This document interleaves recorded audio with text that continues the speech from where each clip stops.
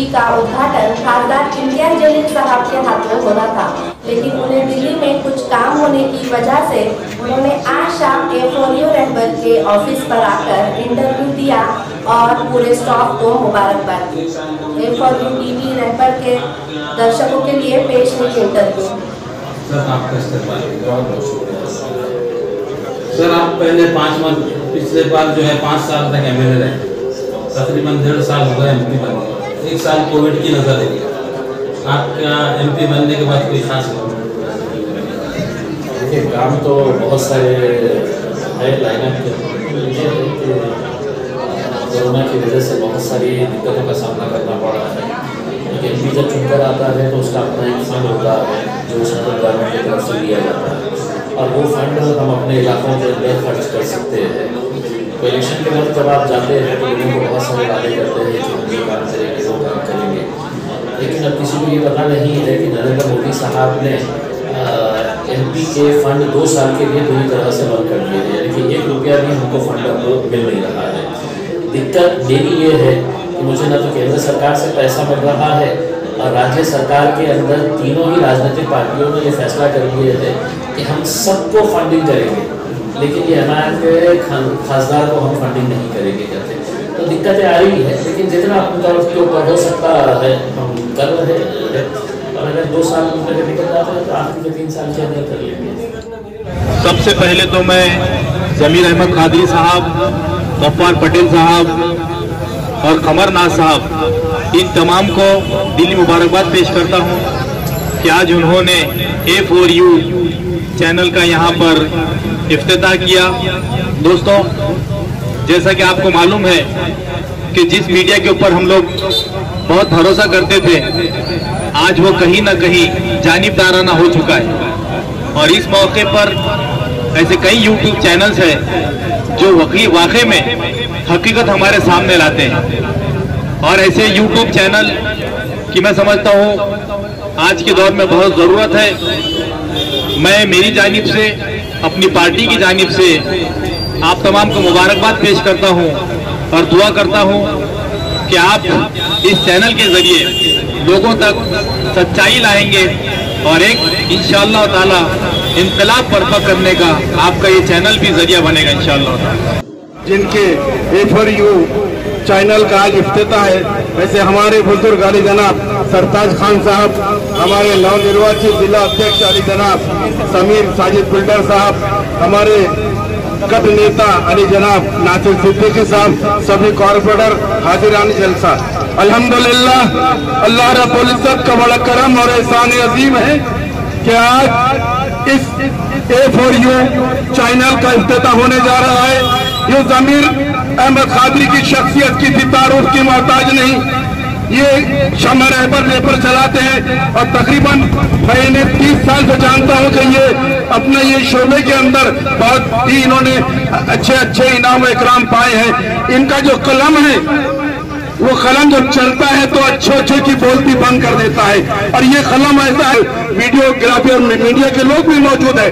मैं ये कहना चाहता हूं कि ये जो पेपर के अंदर जमीर अहमद कादरी ने तरक्की की है, अल्लाह ताला से दुआ है कि इस चैनल के अंदर भी ऐसे ही तरक्की करे, और बेबाक तरीके से, जिस तरीके से आप शमा रहबर के अंदर नुमाइंदगी करते, रिपोर्टिंग करते, ऐसी ही जो है तो इस चैनल के अंदर भी करे। किसी से डरने की या घबराने की जरूरत नहीं, हक बोलने। तो इसके लिए मैं आपको ये कहना चाहता हूँ कि जमीर अहमद कादरी यहाँ पर जो है तो इस चैनल को जो शुरू किया है, मैं अल्लाह से दुआ करता हूँ कि इस चैनल को दिन दूनी रात चौगनी तरक्की दे, और इन्हें हिम्मत दे तक चैनल को लेकर चले, और इनके पूरे स्टाफ को, पूरे लोगों को जो इस चैनल में सब ने ताउन किया है, सब काम करने वाले सबको मुबारकबाद, दिली मुबारकबाद पेश करता हूँ, और इतना कहकर अपनी जगह लेता हूँ। शुक्रिया, खुदा। आज आपकी एक प्रेस कॉन्फ्रेंस हुई, बहुत जोरदार धमाका किया, उसके बारे में थोड़ा सा बताएं। देखिए गफ्फार भाई, ये बहुत अफसोस होता है कि मतलब हमारी इतनी जायदादें हैं वक्फ बोर्ड के नाम के ऊपर, अगर ज़मीनें अगर देखें तो करोड़ों रुपए की ज़मीनें हैं ये, लेकिन आज आपके हाथ में क्या है? तो आपके हाथ में कुछ भी नहीं है। हरियाणा के अंदर वक्फ बोर्ड के ज़रिए वहाँ पर मेडिकल कॉलेजेस चलाए जाते हैं, तेलंगाना के अंदर वहाँ पर बहुत सारी स्कीम्स वक्फ बोर्ड के ज़रिए है, चाहे फिर बच्चों को एजुकेशन के लिए मदद करनी हो, या शादी की एक स्कीम है कि जहाँ पर हर शादी जिस घर में हो रही है वहाँ पर वक्फ बोर्ड की तरफ से मदद की जाती है। और हमारे पास क्या है, तो हमारी ज़मीनें सिर्फ बांटने का, बेचने का धंधा पिछले कई सालों से चलता आ रहा है।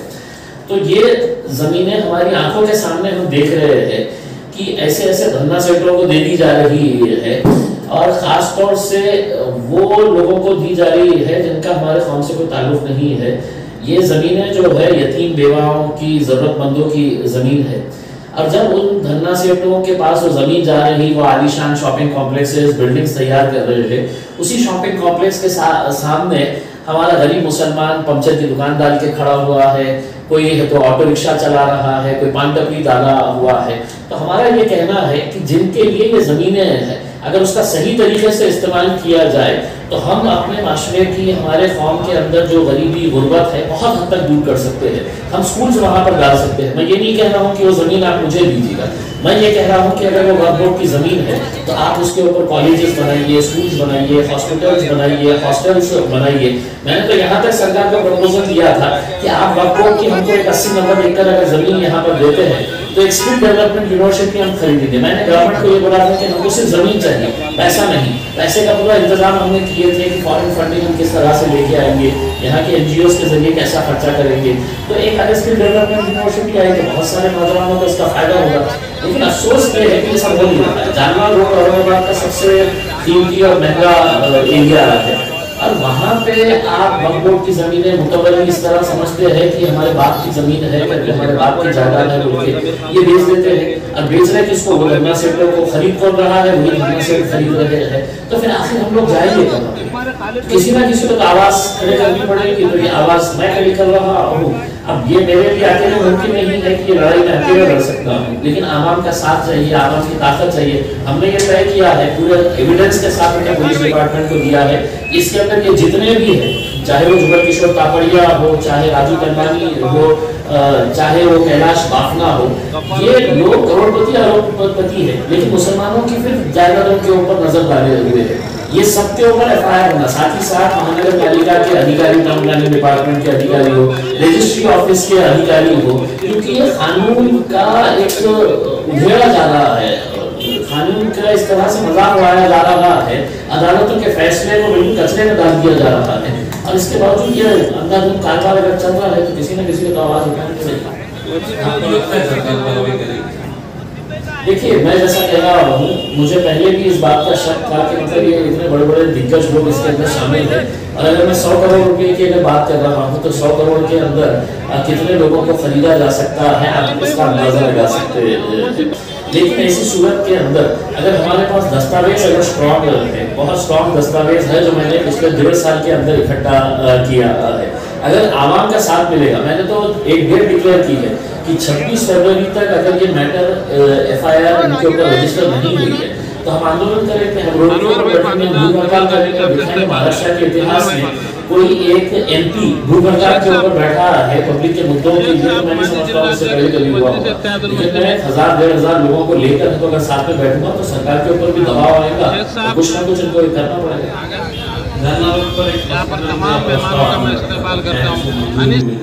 लेकिन जमीन मिलने में टालम क्यों? देखिए, ये 200 बेड का हॉस्पिटल 2013 के अंदर सैंक्शन हुआ था, और वो 200 बेड के हॉस्पिटल के लिए महज 7 एकड़ जमीन चाहिए थी। वो 7 एकड़ जमीन मिल नहीं रही थी। मैं जब MLA बना, MLA बनने के 2 साल के बाद ये सब मामला जब मेरे सामने आया तो मैंने पूरे फाइल्स मंगाया, और वो फाइल्स इतनी मोटी फाइल हो गई थी कि एक अधिकारी दूसरे को लिखता, दूसरा अधिकारी तीसरे को लिखता, और 7 एकड़ जमीन ही नहीं मिल रही थी। तो मैंने जानकारी लिया, असेंबली के अंदर कई मतलब आवाज उठाया, DPDC की मीटिंग के अंदर आवाज उठाया, लेकिन सरकार की दिलचस्पी नहीं थी कि हमको हॉस्पिटल बनाना है। लेकिन मेरी दिलचस्पी थी कि मुझे मालूम है कि हॉस्पिटल कितना जरूरी है। तो फिर मैं आखिर में मजबूरन औरंगाबाद बेंचो बॉम्बे हाईकोर्ट के अंदर मैंने पब्लिक इंटरेस्ट लिटिगेशन डाला, और मैंने ये कहा कि एक हॉस्पिटल के लिए अगर जगह नहीं मिल रही है, और बाकी आप बाल ठाकरे स्मारक के लिए जगह दे रहे हैं, गोपीनाथ मुंडे साहब के स्मारक के लिए जगह दे रहे हैं, और दूसरे कामों के लिए जगह दे रहे हैं, हॉस्पिटल के लिए जगह नहीं, तो कोर्ट ने उसको बहुत संजीदगी से लिया। कोर्ट ने नोटिस इशू किया, और उसके बाद तमाम गवर्नमेंट मशीनरी कल्चर में आई, और मुझे ये बताते हुए खुशी हो रही है कि पिछले 4 दिन पहले ही इसका टेंडर भी निकल चुका है और हम उम्मीद करते हैं कि बहुत जल्द इसका काम शुरू होगा। हम अब शायद कल पार्लियामेंट जा रहे हैं, दिल्ली के लिए रवाना, क्या है इसमें आप देखिएगा साहब, कोई भी चीज़ छुट्टी नहीं है। पार्लियामेंट के अंदर जितनी भी आवाज़ उठाओ तो लाइव टेलीकास्ट होता है, तो कहीं ना कहीं आपकी आवाज़ बनकर हम जाएंगे। जो मुद्दे हमारे से ताल्लुक़ रखते हैं, हमारे ज़िले से ताल्लुक़ रखते हैं, आम लोगों से ताल्लुक़ रखते हैं, जिनकी आवाज़ कभी ऐवानों तक पहुँचती नहीं है, उनकी आवाज़ बनकर जाएंगे। जितना हमसे हो सकता है वहाँ पर आवाज़ उठाएंगे, क्योंकि मैं समझता हूँ कि लोकसभा के अंदर, पार्लियामेंट के अंदर अगर कोई MP बोलता है तो उसके एक एक वर्ड की दखल ली जाती है। तो इसलिए मैं कहता हूँ लोगों से कि अगर वहाँ पर भेजना है तो गूंगे मुक्के बहरों को मत भेजिए, बोलने वाले लोगों को भेजिएगा, ताकि वो आपकी आवाज़ बनकर वहाँ पर गला सके, बोल सके, समझा सके। पिछले 20 सालों से औरंगाबाद के जो आप जानते हैं, पार्लियामेंट में लोगों ने तो कभी उन्हें कुछ बोलते हुए देखा नहीं। उनके स्टेट में भी गवर्नमेंट रही, सेंटर में भी रही, लेकिन कोई काम नहीं है दिखाने के लिए। लेकिन हैरत की बात यह रही कि उन्होंने बड़े बड़े दिग्गज लोगों को यहाँ हराया है। महाराष्ट्र के साबिक वज़ीर आज़म जैसे आदमी को हराया है। उनके बारे में मशहूर वो RC फार्मूला कोई चलता था यहाँ, शायद आप जानते हो इसके बाद। ऐसे दिग्गज आदमी को आपने शिकिल दी, जो कारपोरेशन, MLA, MP तक कोई इलेक्शन नहीं हारा, इसका राज क्या? लोगों की मोहब्बत, ये इलेक्शन मैं नहीं जीता, ये औरंगाबाद की जनता जीती है, औरंगाबाद के लोग। और आपको लगता होगा कि वो बहुत दिग्गज नेता है, आपको लगता होगा कि मैं बहुत दिग्गज नेता हूँ, कि मैंने इतना बड़ा दिग्गज नेता हूँ। हमारी कोई हैसियत नहीं है साहब। ये आवाम है जो इंसान को इतने बड़े मुकाम के ऊपर पहुँचाती है, यही वो आवाम है जो गिराती भी है। तो जो 4 बार उनको चुनकर दिए है, 5वीं बार उनको भटकना पड़ा उसमें, और अब ये आवाम हमारे साथ खड़ी है। अगर हम काम करेंगे तो आवाम साथ देगी, नहीं तो आवाम है तो इलेक्शन के दिन मुझे बता देती है कि किसको भिजाना है, किसको बिठाना है। मैं हर रोज़ ये महसूस करता हूँ कि हर रोज़ जो लोगों की मोहब्बत है, जो लोगों का जोश और जज्बे से के साथ मिलने का एक जो अंदाज होता है, वो दिन पर दिन बढ़ता जा रहा है। और इसकी वजह यही है कि आप जब काम करेंगे तो आप लोगों के दिलों में जगह बनाएंगे। अगर आप जीत कर आ गए और अपने घर में बैठे रहेंगे और सिर्फ नेतागिरी करेंगे तो फिर नहीं चलता है। हम जब लोगों के काम करते हैं, लोगों को लगता है कि नहीं यार मैंने इसको वोट दिया था, ये मेरे वोट का हक अदा कर रहा है, तो लोगों की मोहब्बत रहती है। और अल्हम्दुलिल्लाह 7 सालों के अंदर कोई उंगली उठाकर ये नहीं बोल सकता है कि ये इम्तियाज़ जलील ने ये गलत काम किया है या उसके ऊपर कोई इल्ज़ाम लगे है। ये बहुत बड़ी बात होती है कि मुसलमानों की क़यादत करना और बगैर छींटे अपने आंख के ऊपर लेना, ये बहुत ही मुश्किल बात है और नामुमकिन बात है। ये अल्हम्दुलिल्लाह यहाँ तक करके लेके आए। बस अल्लाह से यही दुआ है कि आने वाले और 3 साढ़े 3 साल जितने बचे हैं उसके अंदर भी ऐसे ही साफ तरीके से अगर निकल जाए तो बहुत बड़ी बात है। इलेक्शन से पहले लगे इल्जाम 2 ले दिया, 5 ले दिया, बहुत लगे साहब। मतलब मुझे भी मालूम है कि इलेक्शन के वक्त में जब मैंने ये तय किया था कि हम MP का इलेक्शन लड़ेंगे तो बहुत सारे लोगों ने इसकी मुखालिफत की थी। और मुझे इस बात का एतराफ़ करना चाहिए कि मेरे पार्टी के खुद के लोगों ने भी बहुत जमकर इसका विरोध किया था कि नहीं ये है। लेकिन मैंने असद साहब को मनाया और उनको ये बताया था कि नहीं साहब हम ये इलेक्शन जीतेंगे करके। और पुरजोर तरीके से मैंने ये मुतालबा किया था कि नहीं हम अगर लड़ेंगे तो हम जीतेंगे, अगर नहीं लड़ेंगे तो हमको जीत और हार का कोई मतलब ही नहीं समझ में आएगा करके। तो अल्हम्दुलिल्लाह हमने जीते। और उसी दौरान कई सारे ऐसे विरोधी पक्ष के भी लोग थे और हमारी पार्टी के अंदर के भी लोग थे जो लोग कहते थे कब जीतने वाला है, ये जीत ही नहीं सकता है, ये 1 लाख 1.5 लाख वोट ले लेगा। कोई कहता था कि किसी में दो में सेटलमेंट हो गया, कोई कहता था 4 में सेटलमेंट हो गया है। एक साहब बोलते थे मेरे सामने सेटलमेंट हुआ है, बोले अब तो निकलने वाली है सेना की सीट। तो ये सब बातें थी। लेकिन मैं लोगों को यही समझा हुआ था कि अगर आपको जवाब देना है तो इलेक्शन के दिन जवाब दो। और अल्हम्दुलिल्लाह ऐसा जवाब मिला कि सबके मुँह देखिए ये अभी तक तो कोई ये नहीं है। हम समझते हैं कि मजलिस की ताकत अल्हम्दुलिल्लाह यहाँ पर बहुत है। और पहले जिस तरह की एक छवि बनाई गई थी कि मजलिस इत्तेहादुल मुस्लिमीन मतलब ये जब औरंगाबाद में आएगी, महाराष्ट्र में आ गई है तो दंगे होंगे और उनके सिर्फ तो गलत तरह की बयानबाजी होगी, अब वो छवि पूरी तरह से ख़त्म हो गई है।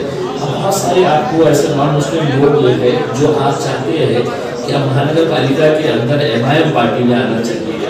वो इसलिए कि लोगों ने सबके काम को आजमाया है, देखा है, भारतीय जनता पार्टी हो, शिवसेना हो, इन्होंने अपने अलायंस के अंदर 30 साल इस शहर को कितना पीछे लेकर गए, ये सब ने देखा। इलेक्शन आया कि हिंदू मुस्लिम कर डालो, मंदिर मस्जिद कर डालो, औरंगाबाद संभाजी नगर कर डालो, यही धंधे करते हैं। लोगों को पानी चाहिए, सड़क चाहिए, लाइट चाहिए, कचरे से मुक्ति चाहिए, ये सब बेसिक चीजें हैं जो महानगर पालिका की जिम्मेदारी है।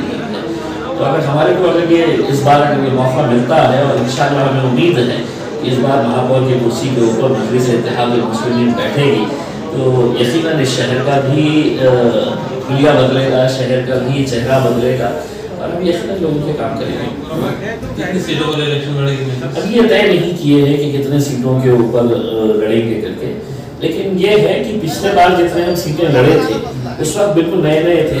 अब तो अल्हम्दुलिल्लाह बहुत मजबूत है, तो ऐसी मजबूती की हालत के अंदर यकीनन ज़्यादा सीटें तो लड़ेंगे। मजलिस के मौजूदा जो कारपोरेटर थे इसमें से कितनों के टिकट कटेंगे? ये कहना मुश्किल है साहब कि कितनों के कटेंगे करके। कुछ कॉर्पोरेटर्स ने बहुत अच्छा काम किए हैं, कुछ कॉर्पोरेटर्स ने ओके काम किए हैं और कुछ कॉर्पोरेटर्स की शिकायतें ज़्यादा है। तो ऐसे लोगों के ऊपर तो नज़र रखेंगे ही। कॉर्पोरेटर का मतलब ये है कि आप चुन के आ जाना और काम नहीं करना, तो जो नहीं काम करने वाले थे उनको वैसे भी मैंने बहुत पहले ही मतलब घर भेज दिया था। अब जो बचे हैं उसके देखेंगे कितना मिलता है। मजलिस के जो कारपोरेटर जिन्होंने अच्छा काम किया है लेकिन उनके वार्ड रिजर्व हो गए, क्या पार्टी ने दूसरे वार्ड से इलेक्शन में हो सकता है कि हमने पिछले इलेक्शन के अंदर भी ये देखा है कि हमने कुछ कैंडिडेट्स को जिनका उस इलाके से कोई लेना देना नहीं है वहाँ पे ले जाके हमने इलेक्शन लड़ाया और वो जीत कर आए हैं। तो अगर कहीं पर इस तरह का होता है और हमको ऐसा लगता है कि उस वार्ड के अंदर बराबर हमें नुमाइंदगी नहीं मिल रही है तो हम दूसरे कैंडिडेट्स में वहाँ पर भेज सकते हैं। सब कारपोरेशन इलेक्शन है, इसमें संगठन बहुत मायने रखता है, आप भी जानते हैं लोकल लेवल। फिलहाल पार्टी के पास लोकल संगठन नहीं है। मजलिस साहब दीवारों की जमात है, वो मतलब वहाँ पर ऐसा नहीं है कि हमारे पास एक बहुत बड़ा स्ट्रक्चर होना चाहिए। ये नारे तकबीर अल्लाह अकबर बोल के निकल जाते हैं। जिस दिन मारने का है वोट मारने के लिए इतनी तादाद के अंदर निकल जाते हैं कि जिनके पास बहुत बड़े बड़े संगठन हैं वो खुद परेशान हो जाते हैं कि यार ये इतना बड़ा संगठन हमारे पास है, हमारे वोट कहाँ चले जाते हैं। और हमारे पास संगठन नहीं है लेकिन हमारे पास अल्हम्दुलिल्लाह इतने वोट आते हैं कि लोगों को परेशानी में डाल देते हैं। तो क्या ये समझा जाए कि संगठन बनाने में कोई ऐसा नहीं है। अभी हमने तो हमारे जिला अध्यक्ष बोल के समीर साजिद को हमने दी है ये जिम्मेदारी, इसलिए दी है मैं जाती तौर के ऊपर इसके लिए जिम्मेदार हूँ उनको ये पद देने के लिए, क्योंकि मैंने उनको देखा जब वो शहर अध्यक्ष थे तो किस तरह से वो काम करते थे और जब उनके पास से पद निकाला गया तो उसी जोश के साथ वो काम कर रहे थे। तो कहीं ना कहीं ऐसे नौजवानों को भी हमको आगे बढ़ाने की जरूरत है। हमने शहर अध्यक्ष की जिम्मेदारी शारिफ नक्शबंदी साहब को दी है जो सहाफत से ताल्लुक रखते हैं, क्लीन छवि है। तो यकीनन एक यंग टीम तैयार हुई है, अपने तौर के ऊपर काम करेंगे और मजलिस को आगे बढ़ाएंगे। अभी लाइट बिल पर आपने बहुत अच्छा इशू उठाया है, शायद उसका फायदा होगा, आगे देखिए क्या होता है। लेकिन एक और मसला था आवाम के दरमियान, जैसा कि आपको मालूम है कि लॉकडाउन की वजह से लोगों के कारोबार काफ़ी मुतासर है, लेकिन उसके बावजूद म्यूनसिपल कॉर्पोरेशन प्रॉपर्टी टैक्स वसूलने के लिए दुकानों को सील कर रही है। जो आदमी की अपनी एक दुकान है जो 8-10 महीने जिसने लॉकडाउन में गुजारे, अब वो कैसे इतनी मुश्किल हालात में उसका गुजारा मुश्किल है, तो इसके लिए छूट दी जानी चाहिए। जबकि बड़े बड़े बिल्डर, बड़े बड़े जो मॉल्स है उनके साथ ये सुलूक नहीं किया जाता, लेकिन आम लोगों के साथ ऐसा हो रहा है। देखिए मैं तो यही मानकर चलता हूँ कि ये जो 8-10 महीने गुजरे हैं सभी लोगों के लिए बहुत परेशानी, बहुत तकलीफों के गुजरे हैं और शायद ही मतलब पिछले 70 सालों के अंदर कभी ऐसा मौका आया होगा कि जब एक आम आदमी कह रहा है कि मेरी भी मदद करो। वरना आप किसानों की मदद करते हैं, इंडस्ट्रियलिस्ट लोगों की मदद करते हैं जब भी उनको नुकसान सहना पड़ता है, लेकिन एक आम आदमी आज इस वजह से मजबूर हो गया है कहने के लिए कि मुझे भी मदद करे सरकार, क्योंकि उसको मालूम है कि उसकी हालात किस तरह से अभी पैदा हो गए हैं। पिछले 8-9 महीनों के अंदर कारोबार नहीं है, धंधे चौपट हो गए थे, दुकानें बंद हो गई थी, बहुत सारे लोगों की नौकरियां चले गई, जिनको नौकरी रही तो उनकी तनख्वाहों में कटौती की गई है। तो ऐसे हालात के अंदर उम्मीद तो यही की जाती है कि सरकार ने उनके लिए पैकेज करना, हमको मांगने की जरूरत नहीं होना चाहिए। सरकार को जो बोलते हैं ना कि माई बाप है करके उसके अंदर, तो ये माई बाप सरकार की जिम्मेदारी होती है कि हमारी प्रजा के लिए है तो क्या हमको देना चाहिए करके। इसके लिए आंदोलन करना या हमने मानने की जरूरत नहीं है, उनको भी मालूम है कि ये तकलीफ जेन्युइन तकलीफ है। तो न सिर्फ लाइट बिल कम किया जाए या माफ किया जाए उस पीरियड का, बल्कि प्रॉपर्टी टैक्स महानगर पालिका किस तरह से उसको कंपनसेट करती है या माफ करती है, ये प्रशासन और सरकार की तरफ से ही आना चाहिए। हम तो ये मांग करेंगे। आखिरी सवाल, बहुत ईमानदारी से जवाब करो। अभी तक मैं ईमानदारी से नहीं बहुत ज्यादा ईमानदारी, बहुत ज्यादा। अच्छा, बहुत ज्यादा क्या पार्टी में कुछ बात हुई नहीं साहब, हो सकती है पार्टी के अंदर कोई नई बात नहीं है। हर राजनीतिक पार्टी के अंदर अलग अलग गढ़ होते हैं। देखिए, हर आदमी एम्बिशियस होता है। राजनीति में जब लोग आते हैं तो एक कॉर्पोरेटर सोचता है कि मैं एमएलए बन सकता हूँ, एमएलए सोचता है कि मैं एमपी बन सकता हूँ। तो इसमें अगर कोई गुटबाजी होती है तो कोई ऐसी बात नहीं है कि कोई अचंभी बात है करके। बड़े बड़े राजनीतिक पार्टियों के अंदर ये होता है। तो अगर मजलिस के अंदर अगर कोई गुटबाजी है तो मैं भी समझता हूँ कि कोई बहुत हैरानी की बात है। लेकिन अल्हम्दुलिल्लाह मैं ये समझ कर सकता हूँ, आज भी औरंगाबाद की जो टीम है वो एक मजबूत एक टीम है। कुछ नाइत्तेफाकियां कुछ मुद्दों को लेकर हो सकती है, कुछ लोग मुझे पसंद कर सकते हैं, कुछ लोग मेरी मुखालिफत कर सकते हैं, लेकिन वो मुझे मानते हैं कि मैं मजलिस का सदर हूँ, मैं मजलिस का एमपी हूँ उसमें। तो पीछे कुछ बोल सकते हैं मेरे खिलाफ उसमें, लेकिन अल्हम्दुलिल्लाह हमने 7 सालों तक एक मजलिस को एक स्ट्रॉन्ग टीम बोलकर यहाँ पर रखा हुए थे। मजलिस के खिलाफ अगर कोई गया तो हमने उसको बर्दाश्त नहीं किया, उनको करता रास्ता नहीं। इसलिए आपके ऊपर एक फीडबैक था कि मुखालिफत से मेरी शख्सियत दुश्मनों का भी एहतराम। बिल्कुल करता हूँ, मैं दुश्मनों का भी एहतराम करता हूँ, लेकिन मेरे दुश्मनों की तादाद बहुत कम है। तो चाहने वालों की बहुत ज़्यादा है अल्हम्दुलिल्लाह। नाज़रीन, ये थे इम्तियाज़ जलील साहब, मेंबर ऑफ पार्लियामेंट। बहुत ही बेबाकी से उन्होंने अपने ख्यालात रखे, तमाम सवालों का ईमानदारी से जवाब दिया। सर, मैं आपके अगले दौरे के लिए मुबारकबाद पेश करता हूँ, उन्हें ख्वाहिशात का इज़हार करता हूँ। जैसा कि आप जानते हैं, इस चैनल का बाज़ाब्ता का इफ्तिताह होना है तो आप ही के हाथों होना था, लेकिन आपने जैसा बताया कि आप दिल्ली जा रहे हैं, तो हमारे नाज़रीन को कोई पैगाम मुबारक। बस मैं बहुत बहुत मुबारकबाद पेश करता हूँ FOU TV के लिए रहबर की तरफ से जो शुरू किया जा रहा है, और उनकी जो टैगलाइन है, खबर वही जिसकी सच्चाई पर सब नाज करें। तो मैं यही उम्मीद करूँगा कि आप इस तरह की खबरें दिखाएं जिसके अंदर सिर्फ और सिर्फ सच्चाई, ताकि लोगों को ये यकीन हो कि अगर हमको सच्ची न्यूज़ देखना है, अगर ईमानदारी के साथ हमारे को कोई अच्छा पैकेज अगर देखने का है न्यूज़ का, तो वो रहबर FOU TV के अंदर ही हमको देखने को मिलेगा। मैं पूरी टीम को मुबारकबाद देता हूँ, उम्मीद करता हूँ कि आने वाला जो वक्त है वो टेलीविज़न का वक्त नहीं है। आने वाली सारी खबरें जो है वो इसी तरह से डिजिटल प्लेटफॉर्म के ऊपर, डिजिटल मीडिया के ऊपर ही चलने वाली है। तो पूरी टीम को मुबारकबाद देता हूँ और उम्मीद करता हूँ कि आपकी खबरों के अंदर हमें भी जगह मिलेगी। बहुत बहुत शुक्रिया सर, आपने अपनी कीमती वक्त दिया, आपको सफर पर जाना है, उसके बावजूद भी आप हमारे दरखास्त पे आए, और हम इंशाअल्लाह पूरी कोशिश करेंगे आपके मशवरे पे पूरी ईमानदारी से न्यूज़ दिखाया जाए, चाहे वो आपके हकीम हो या आपके असरदार हो।